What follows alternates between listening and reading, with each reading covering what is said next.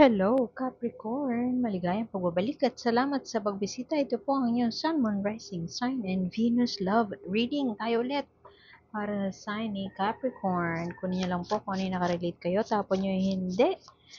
Kung hindi nakarelate, okay lang yan. Maaaring ang susunod na pag-upload ang siyang makakarelate tayo. Kaya subscribe lamang po kayo para maabutan nyo yun. Pero naniniwala ako meron at meron dito makakarelate tayo. Kasi bawat card may mensahe yan. At ang dulo nitong reading na to ay ang Oracle card. Wisdom of the Wild Things. Kung gusto nyo pong makita kung ano, lahat ng tao pwedeng mag-Oracle card. Parang pwede kayong mag-pull ng card every day to give you guidance. Ganun ang ginagawa ko. Nasa description lang, box lang po. Below, ang link to the cards. Mga bago to eh. I mean, bagong published. So, sa Amazon ko, siya kinukuha. Para bago agad. Tsaka mas mura. Anyway. Binigay ko, ngunit kulang. Yun ang nakikita ko dito. Binigay ko ang lahat, pero kulang. Binuhos ko ang lahat ng 100% ng aking lakas, pero kulang. Merong delay sa communication. Pwedeng iba sa inyo kakahiwalay nyo lang. Meron iba sa inyo maghihiwalay pa lang. At si Capricorn ay ubos na.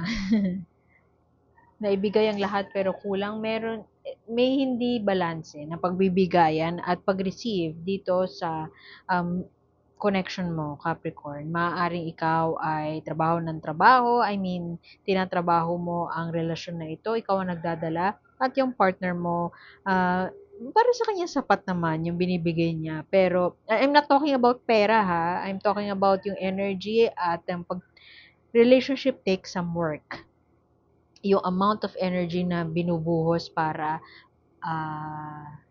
kumbaga, trabahuhin itong relasyon na ito. Maaaring yung sa partner mo, para sa kanya sapat naman, pero para sa'yo kulang.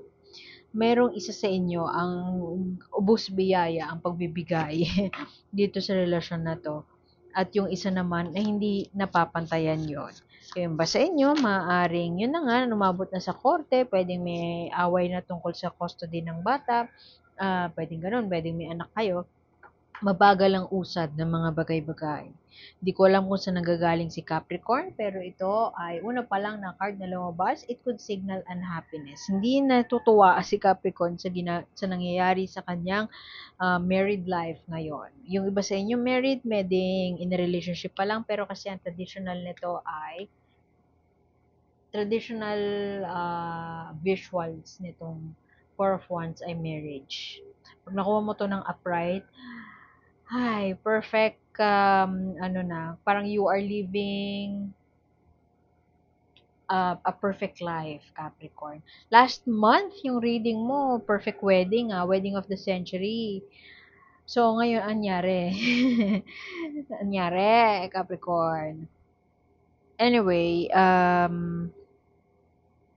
yung iba naman sa inyo will come into a realization pa lang doon, itong buwan pa lang na to. Kasi Aries season is a season of new beginnings, season of starting something new, starting fresh. Alam mo yung tumatapang ka para magsimula ng panibago. Tumatapang ka din para tumaliwas dun sa nakasanayan mo, umalis sa iyong comfort zone, ganyan. So, merong epiphany moment, may breakthrough moment na darating this month o pwedeng nangyari na this month, April, para kay Capricorn. At maaaring ayun ay ang realization na parang sobra na ang binibigay ko, hindi na ako masaya sa pagsasama na ito at sungkunin ang strength na yan kasi strength, it is what it is, basic message, mastering the courage to um,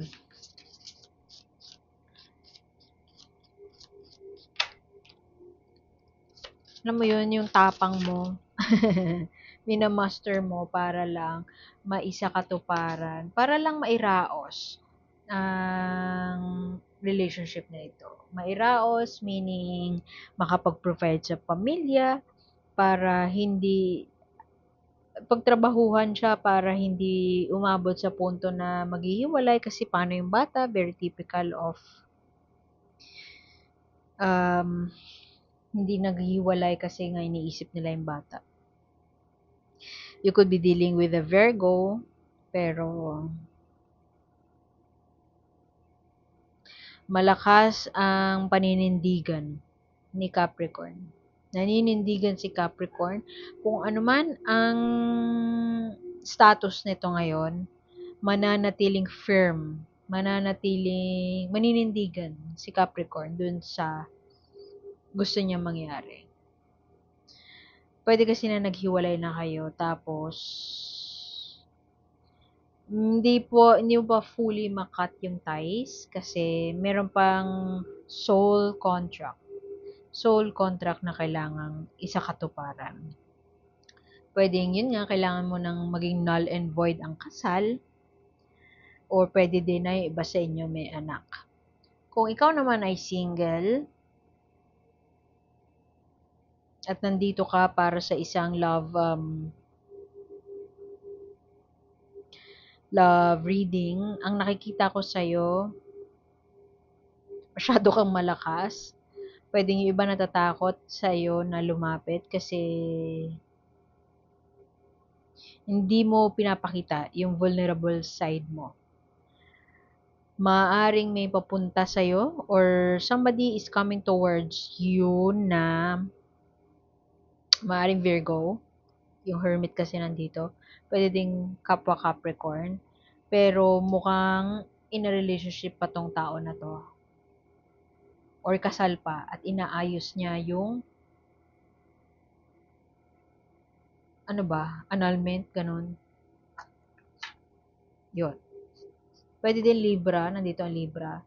Pero I feel like, yun nga, overall, maninindigan, kung ano man yung sitwasyon mo, single ka man o married, kung ano man yung pinaglalaban mo. So, may mensahe, no? May epiphany. Ang epiphany, ano matagal mo epiphany? Parang yung nagising ka, na-realize mo na may sudden burst of new thought. Parang ganun. English pa rin. Ano ba yan? Merong nagising ka, parang biglang napag-isipan mo na, biglang nabigyan ng liwanag lahat. Ganun. Parang nabigyan ka ng, guidance ni Holy Spirit. Ganun. Yun, epiphany yun. Anyway, may epiphany no. Si Capricorn, magmamatigas siya. I mean, strong independent woman, kung woman ka man, strong independent adult ka, paninindigan mo kung ano yung desisyon mo. Maaaring merong realization na I've been giving way too much. Hindi siya bumabalik.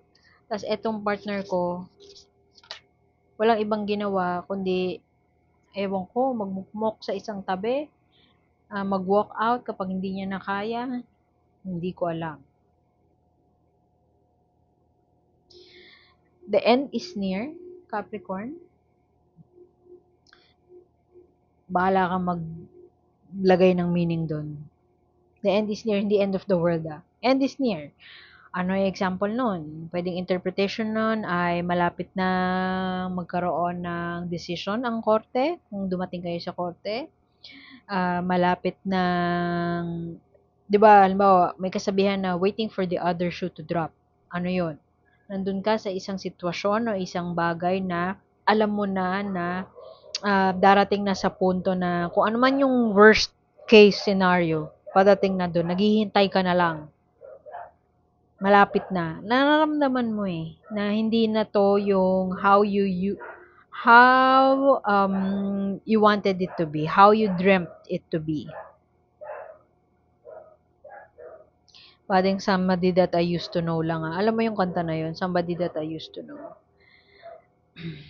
Yung sikat na kanta ngayon, Anxiety. Galing yun doon. I mean, sample. Sinample nila yun. Anyway, it's more of, yung pinangarap mo na relationship, it didn't turn out. Let's say may fantasy ka or meron kang dreams of how your relationship would go. Hindi nangyari yon. And sa ngayon na pinaninindigan mo or paninindigan mo na it's still what you want for yourself. Maaaring yung dream of that relationship ay equal give and take. Kasi so far, ikaw pa lang yung give ng give, pwedeng ikaw yung nagtatrabaho. So, paninindigan mo yun na I want my partner to, parang pantay kami. Equal ano kami sa relasyon na to kasi may anak kami. So, yung iba sa inyo, siguro yung mga kaibigan nyo, sinasabi na, okay lang yan, ano, huwag ka na mag-expect, ganyan. Ayaw mo ng gano'n. So, maaari na wala nang pagdadalawang isip pa. Makikipaghiwalay ka na lang. Yun yung sinasabi ko na the end is near. Pero, Capricorn, mag-ingat ka na magpadalos-dalos. Tingnan mo siya, already sumugod. Iba naman, wala akong nakikitang cheating dito. Pero, pwedeng ganun kasi may justice na reverse dito. Maring naloko kayo, nabudol kayo ng asawa niyo, tas hindi niya pala tutuparin yung mga pangako niya. So, sa sugod, ingat ka sa enerhiya na ito. Sugod. Magiging mabilis ang mga pangyayari. Ironically, mabilis ang mga pangyayari. Magsisimula ka ng bago at ready ka magsimula ng panibago. Ready to start from scratch. Pero, itong dalawa dito ito ay delay. Hindi ko alam kung maaaring ang itsura nun is gagawa ka na ng aksyon matapang ang mga tao ngayon sa Aries season. May lakas ang loob. At kung meron kang gustong isakatuparan nung umpisahan, now is the best time, Aries. Kasi nandun yung lakas ng loob para magsimula ng panibago. At i-channel mo yung energy na yun ng Aries season much to your advantage, Capricorn. Kasi meron kang magte-take ka ng action agad-agad o makakaisip ka agad ng idea, gagamitin mo yung talino mo para makapagsimula ng panibago. Merong bagong simula ang parating sa'yo, Capricorn. At doesn't matter kung makakamit mo ang hustisya o hindi, pero the end is near and parating na siya. Pwede din na makakalaya ka na sa overthinking. Ano siya, too near yet too far with the dalawang nine yung nandito sa iyo eh. Alam mo yun, towards the completion. Pwede yung iba sa inyo kasi ngayon pa lang makakalaya sa isang hindi magandang pagsasama. Gagawa ka ng aksyon para maremedyohan yung naging sitwasyon mo. Hindi ka susuko at paninindigan mo kung ano man yung magiging desisyon mo. Maaaring taliwas to sa mga suhestyon sa'yo ng mga kaibigan mo. Hindi siya wise decision, pero gagawin mo pa rin siya. Everything para lang makapag-umpisa ka ng panibago. Hindi siya parang arduous. Ano ba siya? Matagal na journey towards freedom. May delay. Matagal na journey pero eventually makakalaya ka din dyan. Magdadala siya sa'yo ng um,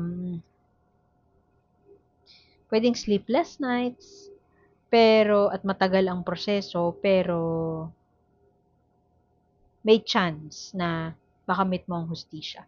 Hindi ko masabi na makakamit mo yung hustisya kasi reverse lumabas yung justice mo, te. Ang flip side niyan, pwede din na hinihiling sa'yo ng universe na magpatawad para di ka mananalo sa kaso, may peace of mind ka naman. Hindi ko sasabi na magkakakasuhan ha, pero basta, pagod na si Capricorn, magkakaroon na ng oportunidad para may epiphany, alam mo yun, parang, shit, hindi na tama to kailangan na para gumawa ako ng aksyon sa sitwasyon ko. Hindi na ako natutuwa, ganun. Hindi na natutuwa si Capricorn. So, lalakas yung loob, lalo na Aries season pa, yung mga energy sa paligid natin, magbibigay ng lakas ng loob kay Capricorn para, I don't know, magsampa ng kaso, umalis dito sa relasyon na ito, matapang ang energy na i-channel ni Capricorn ngayon. When take advantage, hindi niya sadya, pero mag-work in his or her favor yung Aries season kay Capricorn. At medyo may delay at magkakos yun ng frustration para kay Capricorn, pero she will make it happen. He or she will make it happen. Oh, beware the happy toxins. Ingat ka sa pagpapadalos-dalos, no? So, good mode. Ingat ka. Pag-isipan mo mabuti kasi discernment ang kinakailangan sa'yo ngayon. Ang kapasidad mo na tignan ng isang bagay with using your wisdom. Oops, sorry, magalaw. Maraming maaaring i-offer sa'yo. Offer, it could be, oh, tulungan na kita sa ganyan. Offer, it could also be love offer. Offer, it could also be, kausapin mo si ganito, maraming alam to sa ganyan. Alam mo yun, madidistract ka. Positive yung mga offer na yun, magaganda. Pero ingat ka na meron isa doon na offer na parang poisonous pala, hindi siya makabubuti para sa'yo. So, sa kagustuhan mo na mabilis ang aksyon ng mga bagay-bagay, ma-aksyonan lahat agad-agad, ingat ka na kakamadali mo ay mapipili mo yung poisonous na, yun, yung happy toxins, poisonous na bagay na hindi magiging healthy para sa'yo o para sa anak mo kung may anak ka man in the long run.